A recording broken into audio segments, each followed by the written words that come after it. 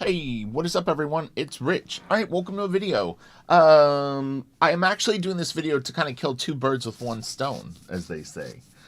This weekend, Sunday, Super Fun Sunday is back. Sarah Frazetta is going to be our guest. It's a Frank Frazetta birthday show. Frank's birthday is the 9th. It's actually one birthday that I always remember and actually anticipate, funny enough.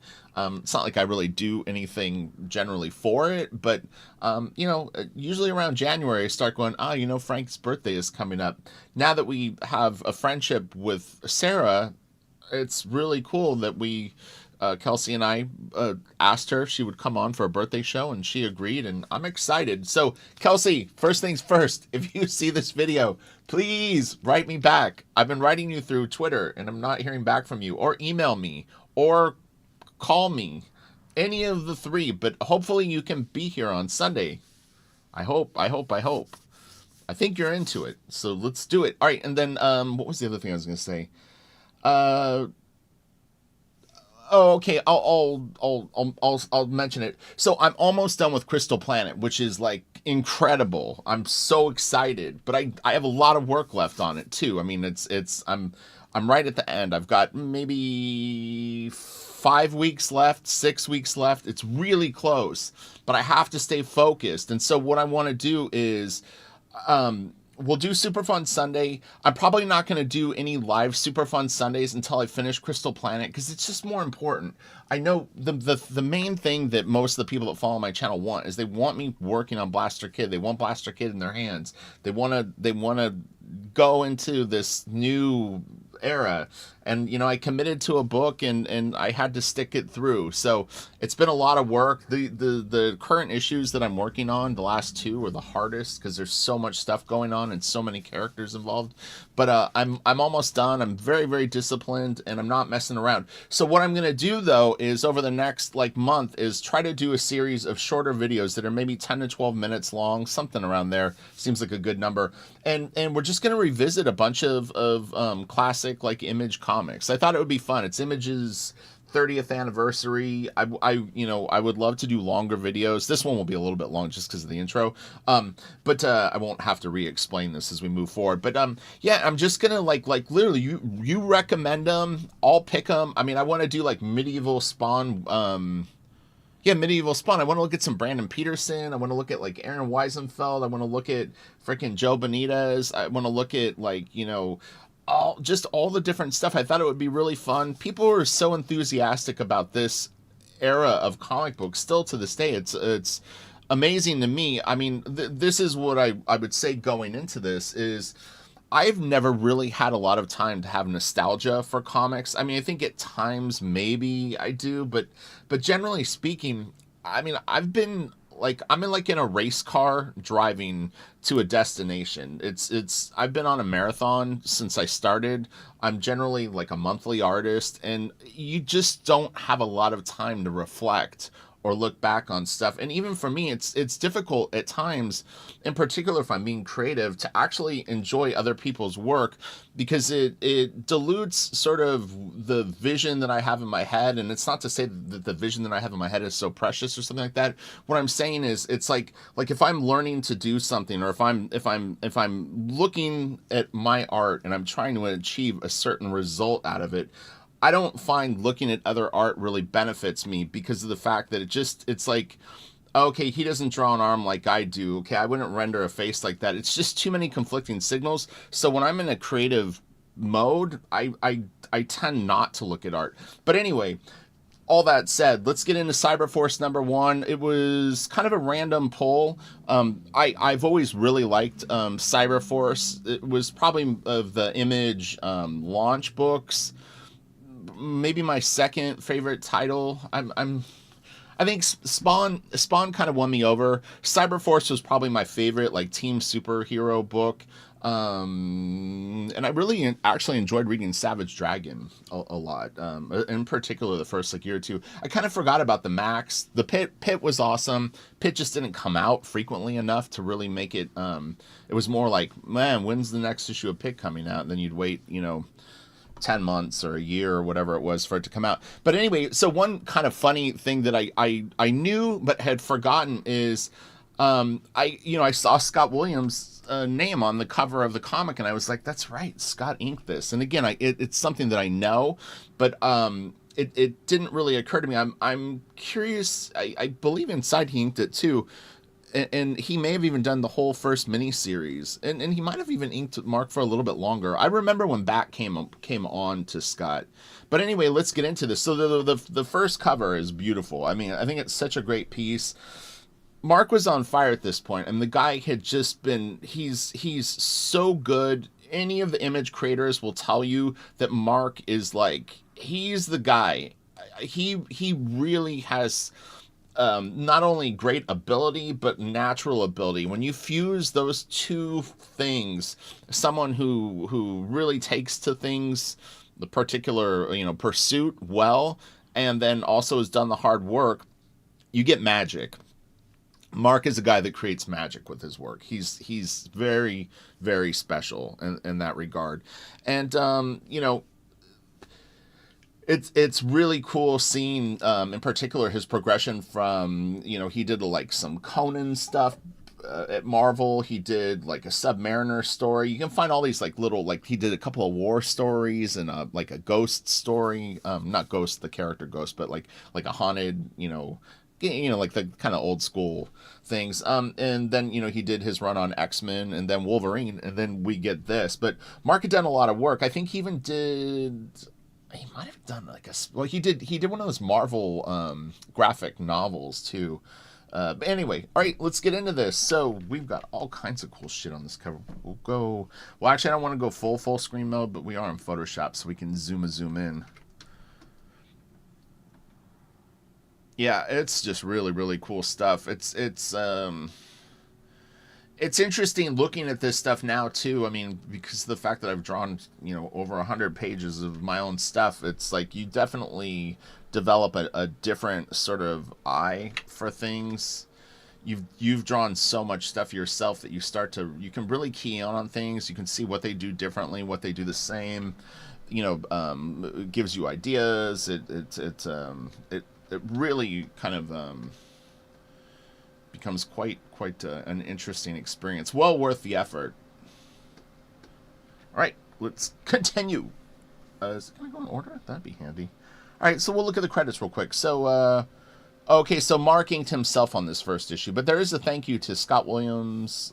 It could just be, sometimes the thank yous used to be, they were sort of like, they were actually people that assisted, but I don't think on this book that would be the case. So the writer was Marc Silvestri. I don't really know what happened to Marc Silvestri, if he's continued to write letters. Mike Heisler.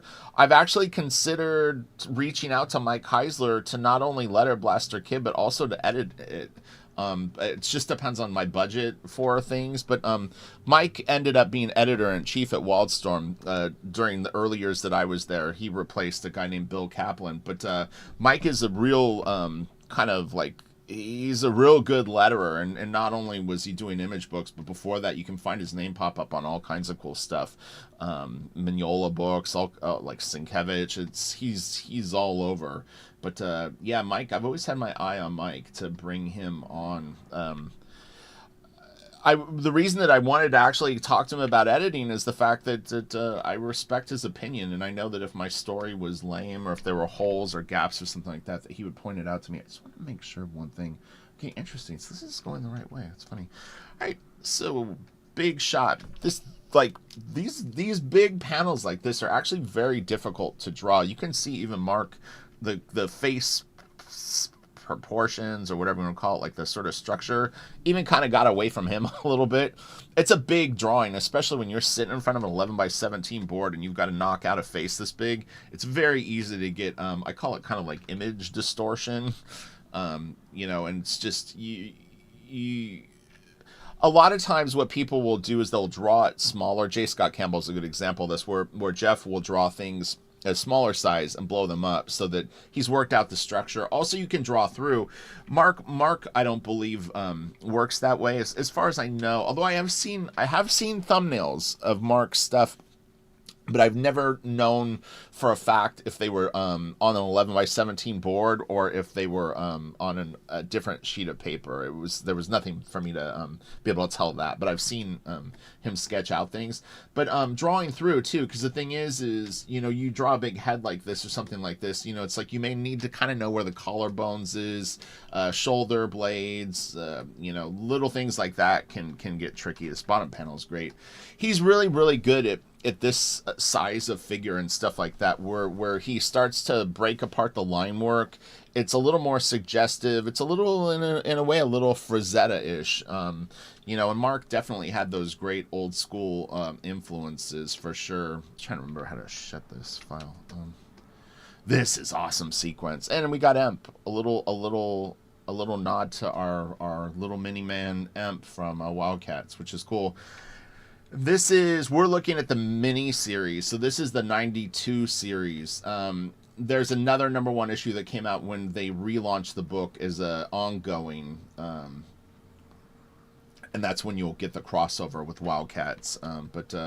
Yeah, the image creators would do these fun little sort of nods to each other's books. This is such a great sequence. Oh my gosh. Velocity, she's so cool. This is so nice, man. Mark's stuff just wowed me so early on. I mean, I definitely it was interesting because I remember like a handful of artists that I was really into kind of quickly out of the gate, and it was Mark's work, Dale Keown, Mike Mignola, Frank Miller, and then when I discovered like Bill Sienkiewicz and Bernie Wrightson, like all those artists in particular made a big impact on me in different ways, but I was definitely like, man, these guys are really good. And then Aaron Weisenfeld on Team 7, like, knocked my socks off.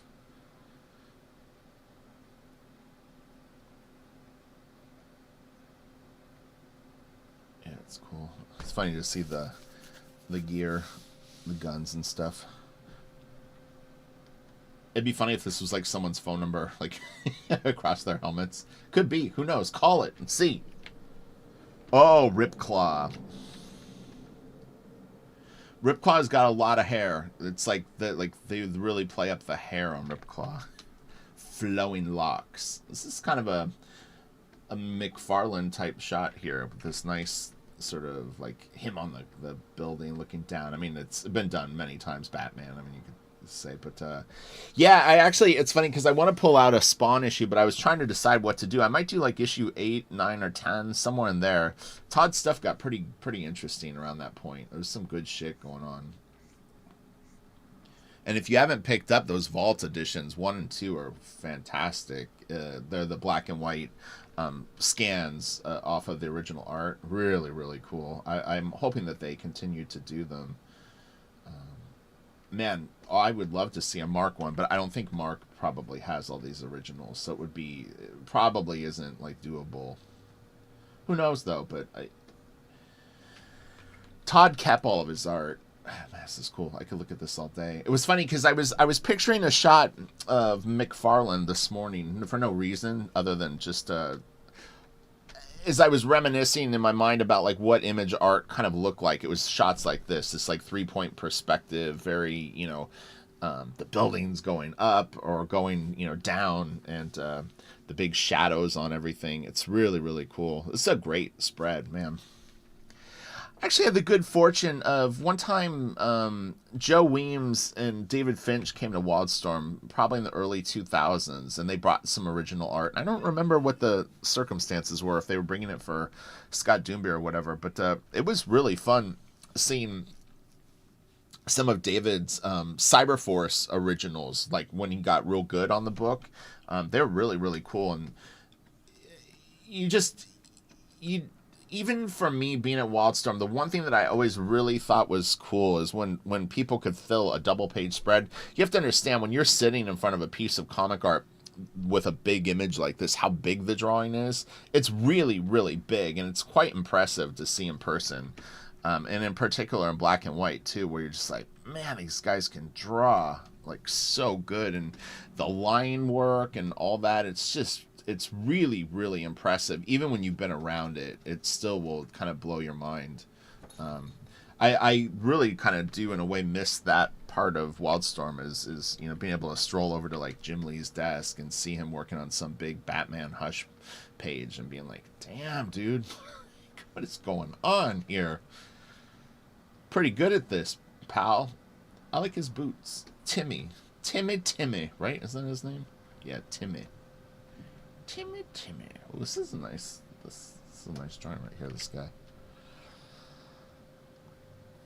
Yeah, this is fun. This is a nice change of pace for me. I really haven't looked at any comics in a couple of months. I mentioned that in the other video, but I'm not kidding. I just haven't had time. So I you know, I wake up, basically get ready to draw, and then work all day. And then by the time I'm done, I'm like, I need to rest my eyes and things for the next day.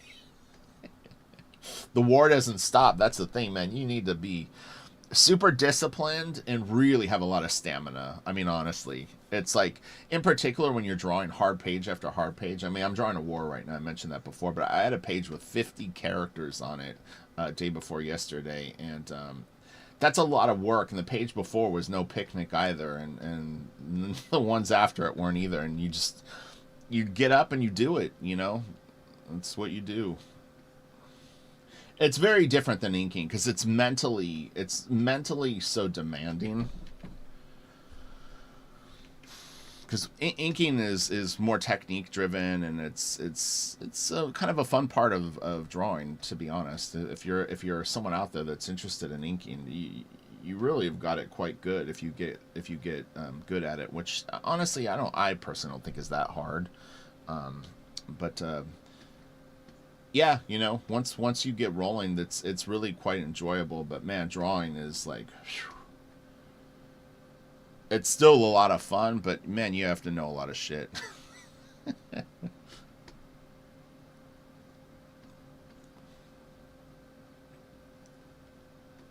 It's crazy. Again, these videos will go quicker as I move into other issues. But this is fun. I'm kind of watching the clock. I can give myself a couple more minutes and then I need to roll. This guy's hair always cracked me up, and he looks kind of crazy. His head is like a weird shape. It looks like an Archie comic or something. Part of Marc's energy and honestly, I think why he does stuff that's so incredible is the fact that he lets it fly. That will give you sometimes unusual looking drawings, but his success rate of like really kick-ass drawings is so high, it doesn't really matter. But you could even see it on X-Men and Wolverine. You know, occasionally a panel will get away from him, or a face will get away from him a little bit, but you know, that's normal with anyone. But for Marc, for in my opinion, with Marc, it's more of the energy of the drawing was there. It was happening. And in black and white, sometimes they actually will hold up better. A color sometimes will make things, it creates a structure that is more suggested in the pencils, and then the inks, and you know, when you put the colors, it starts to nail things down more, where it can make it even read unusual. It's an interesting part of the process, because I mean, even just when I would ink people, sometimes I'd be like, oh man, colors didn't help that one out. You know, but I'm sure it's like every step of the way things can drift and kind of go. It's, I mean, part of the fun of it too. Man, his impact is so great.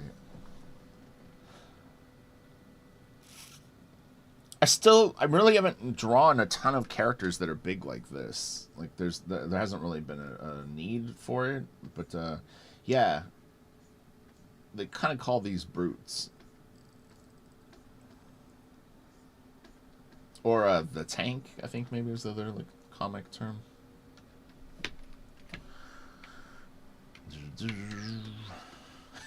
His neck.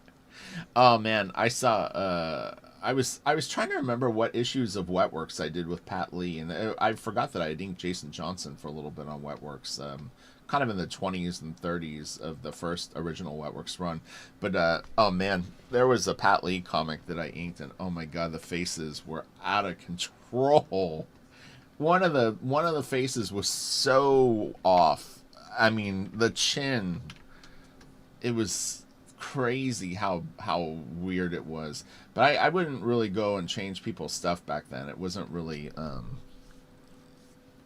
in that era, you kind of let the pencilers do whatever they were gonna do, and unless you were like Scott Williams or something, you know, you might change things. But my job was just to ink the lines. The inks on the issue actually were nice, but the drawings were pretty crazy.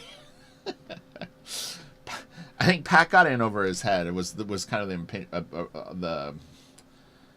the impression I got even when we were working on it was it's like he had a lot of energy for the covers, and then the interiors of the book he was just sort of like cranking them out, or was maybe working on his Dreamwave stuff. But yeah, they were a little weird.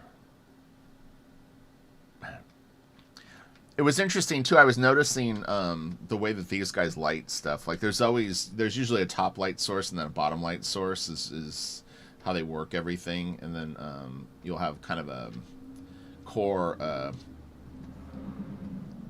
shadow that runs through things. Mark doesn't. Mark is more varied than that, but that was sort of the go-to for a lot of these artists. These little figures right here are great.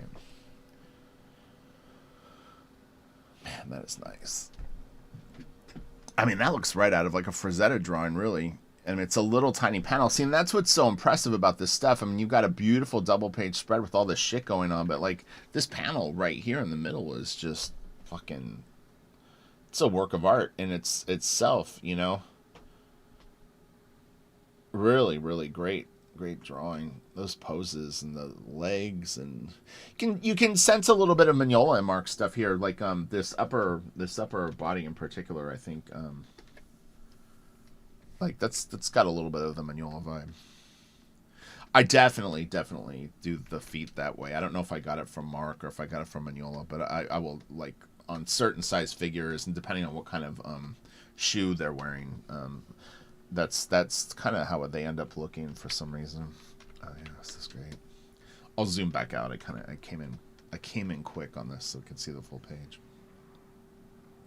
But yeah, if you have any recommendations for image books, it could be any company, any era. I mean, I would try to, like, if we could, let's try to keep it between 92 and 2000, maybe, like the sort of the first 5 years or 8 years of the company.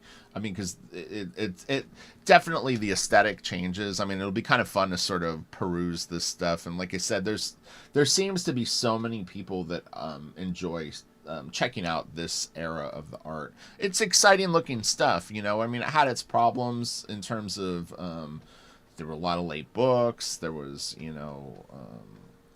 the stories sometimes I think were questionable, but overall, for YouTube videos and just looking at some fun art, I mean, I think that they fit the bill pretty good. Like I said, there's plenty of channels that break down the stories on comics, and I tend to focus on the art here. That's really nice too.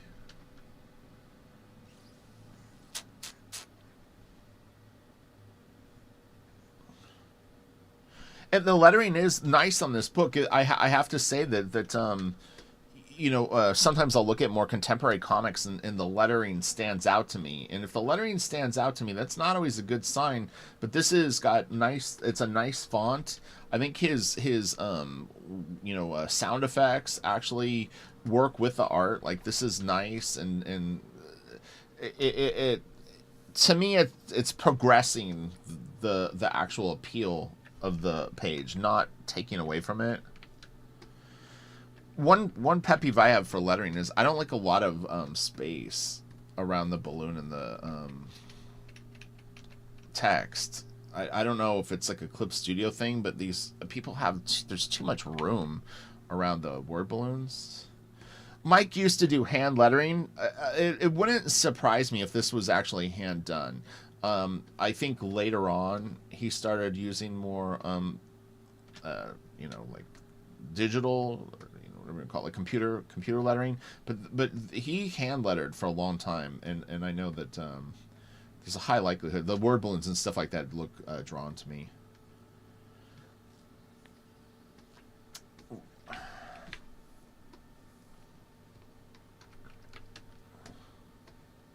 The classic skyline pages with the eerie clouds. Dun dun dun.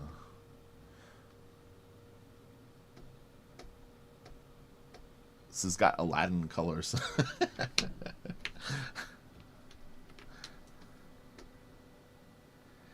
Mark always draws real pretty girls too, so his women are always attractive looking. And he draws hunky dudes. But you see, like, this is a little bit of an unusual face here. The lighting on it is actually very cool, though. I like the shadow. And again, in pencil, I mean, it would still have looked a little weird. He's a weird-looking guy, actually, because even there, he's pretty creepy-looking. But, you know, I think it adds some interestingness to it. This is cool. I've always gotten a little bit of like a Norman Rockwell vibe with Silvestri stuff. I don't know if it was ever an influence on him, but the way he draws pants and shoes and stuff like that, and yeah, really, it's like male lower bodies and children and stuff like that. I get a little bit of a Rockwell vibe from him, but it's me projecting, as I always say. So who knows? Super loose hand. It's all there. The shape, the silhouette of the fist makes it work, but yeah, it's crazy. It's like just...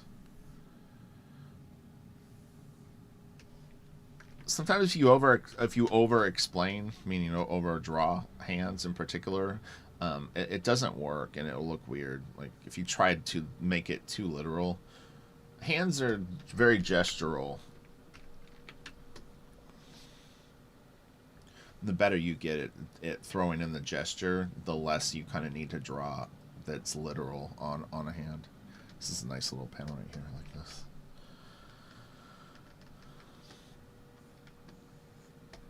All right, we're getting to the end of this. I went a little bit over, but again, they'll be shorter as we move along. I think this is a first issue too, so it might be slightly oversized. Oh, Timmy, what are you up to? It's like I'm making things. Security alarm. What could that mean? You know what that means. Call the team.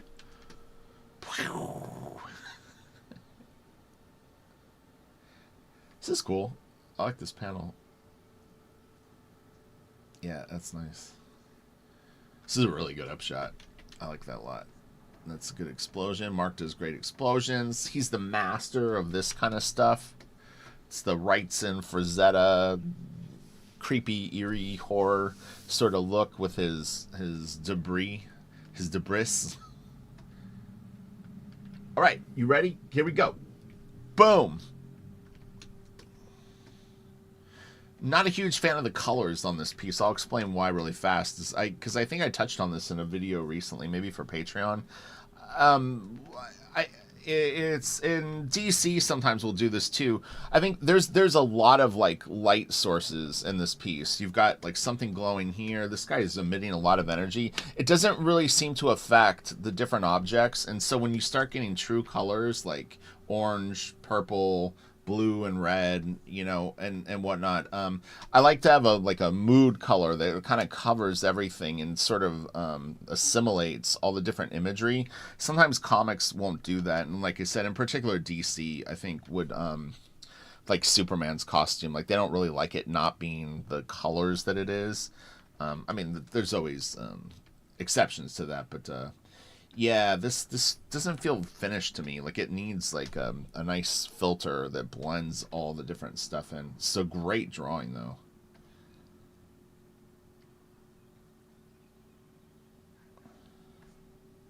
And that's the tricky thing with a team book too, is they're generally kind of color coded costumes. So you're gonna have the blue guy and the the purple one and the red one and the green, they'll either be complementary or contrasting colors, etc. But all right, so we're gonna wrap this up. You guys all have a great day. I'll be back Sunday for Super Fun Sunday. Kelsey, I hope you're out there. I hope you're coming to Super Fun Sunday, 10 a.m. West Coast time.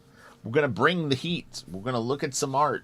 Sarah's actually gonna do, I think, something kind of exciting, and she's got some like cool stuff that hasn't been seen that's going to be in the video, so it should be really badass. So all right, you guys have a great day. I love you all, and I'm going to finish Crystal Planet and get my ass on Blaster Kid. So all right, I'll talk to you guys later. Bye.